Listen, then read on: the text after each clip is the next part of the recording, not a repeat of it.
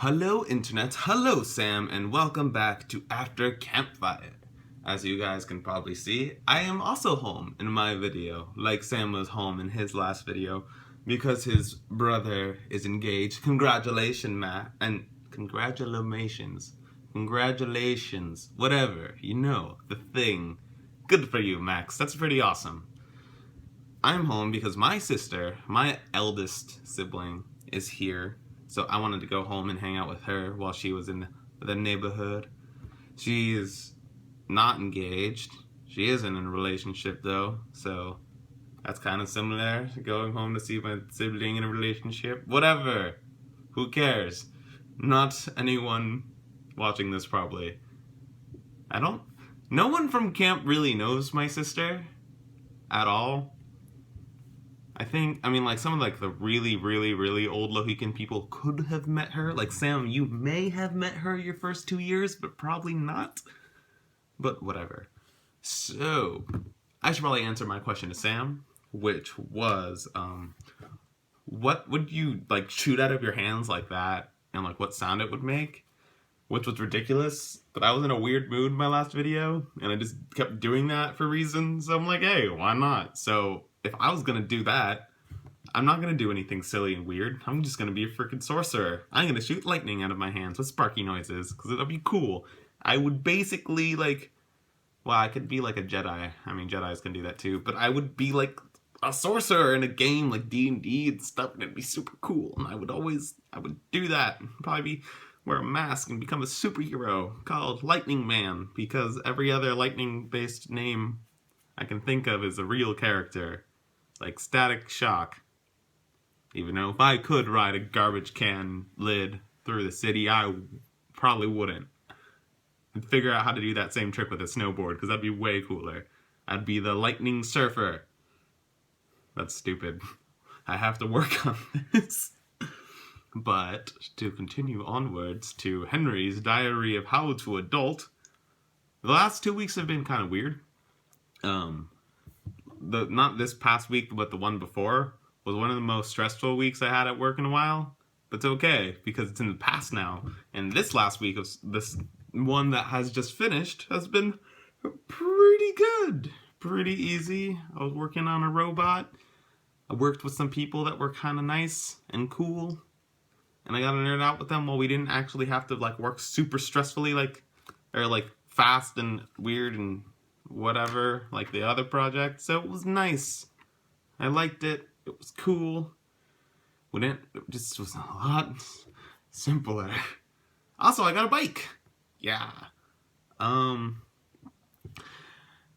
that leads me to Sam. Your question. I like how I asked the silliest stupid question I could have ever come up with, and then you asked me one of the most serious ones possible, to describe my perfect girlfriend in the future. Here's the problem with this. Pretty much every single girl I've liked, I mean, obviously they've had some similarities, but the fact that they are unique is what makes them attractive. So it's really hard to narrow this down to 3 things. But I'm going to anyways, because that was the question, and that's what I have to do.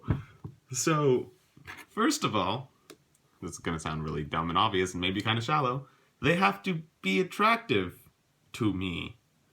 That doesn't mean they have to be the hottest person in the world, because honestly, sometimes that comes with a personality. That's crap. They have to be someone that I would view myself happily in a relationship with. So, I have to actually, want to be with them, which includes them being what I would call pretty or whatever. And also, our personalities have to match up. We have to be able to actually... Oh no, not the butterfly again. Whoa. We have to be able to actually like each other and hang out with each other and stuff like that. But moving on from that, the second thing I'll say is what helps make us be more in common and compatible is having things in common. Weirdly enough, if you don't know me, I'm a big nerd. My girlfriend has to be a big nerd. That's just how it is.